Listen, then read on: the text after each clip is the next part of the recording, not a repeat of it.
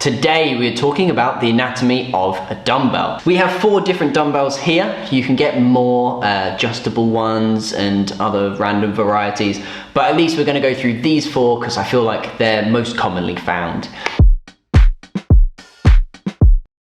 We have our fat grip Olympic plate adjustable ones. We've got our fixed metal dumbbell. We've got our screw adjustable ones with a normal handle. And we also have our bumper dumbbells. All 4 of these are 8 kilos. They all look different sizes, they look different weights, but actually they're all the same weight. 8 kilos is 17 pounds to you imperial lot. So we're gonna talk about these 4, but also we're gonna discuss when you would use them, what you would use them for, and also some of the safety around each of these. So this is our bumper dumbbell. It is a hexagon, which means that it's nice and stationary, so it doesn't shift around as much, doesn't roll or wobble. If you drop it, it's gonna hopefully stay in place. The other benefit is it has got rubber, so it's less likely to hit and hurt, and on Instagram it looks bigger. It is actually only 8 kilos, not that heavy. But what I've done is, instead of having the knurling, which is the cross-hatchy rough stuff, I've wrapped this around with bicycle wrap. You can get them for the handles on your bike, and just duct tape them down, so when it is a cold day and you go and you grab your weight, you're like, ah! Now this nice softness is going to be a little bit nice to grab onto. This is why I have that one, is mainly for that comfort. So this one is our bumper dumbbell.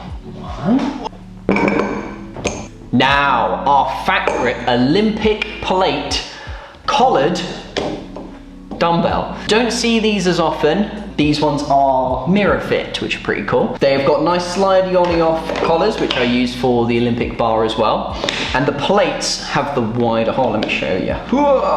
The benefit of this as well is how it is changeable. These plates, you can use them for your normal barbell with bumper plates as well. These ones you can adjust, so you can put more weight on, less weight on. I worked out that technically I could get about 90 kilos on here. Doesn't mean I would, because that would be painful, especially since the plates would be that big, be a bit tough to get your arm in, but at least you've got that ability. Also, because this has a fat grip,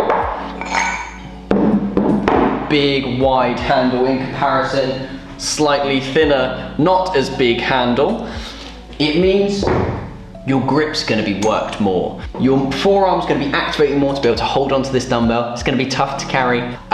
It's really good for farmers walks, building up your grip. Rock climbers out there, it's gonna be great for you. Strong men, great for you. CrossFit trainers, you know, cyclists who are too good and their bike starts flying ahead of them. That's gonna help you out hold onto your bike. We've also got our amazing, normal-ish, commonly seen adjustable dumbbells. They have screw clamps here, so you do your nice little spin.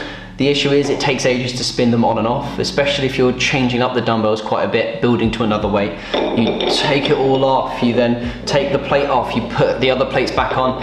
It gives you the ability to adjust and change, but it does also come with the consequence of, oh, I'm really into my workout, I need to do the heavier weight. Gets a bit tiring, takes a bit more time. You also need to really screw them on. Halfway through a workout, they can come undone. So this is a really nice, good budget option to get in if you're doing things quite controlled. But when it gets to a heavier weight or slightly more dynamic movements where things might fly off and crash into TVs or into children or into dogs, whatever's around you, then it's not gonna be the best thing. I do appreciate them. I normally keep these ones just fixed on this way. Cool. Final one, our Old Faithful. We've got 8 kilos. Again, this is just a Jordan dumbbell. It's got our knurling. It's actually got 2 bits, so it's nice and grippy. It is just solid stainless steel. It is really solid. It won't fall apart whilst you're exercising. It's just that bit of weight. It's quite nice and small, actually. For it being just the metal, it means it's more condensed, saves more space, but it's not adjustable. You are now fixed with 8 kilos. Over there, behind the camera, I've got 8s, 12s, 16s, and 20s, which is great because it's enough of a jump, but then that's why I have the adjustable ones for any of the in-betweens, 8s too light, 12s too heavy. But yes, so we've got our handle, nice and solid. And that is the anatomy of our dumbbells.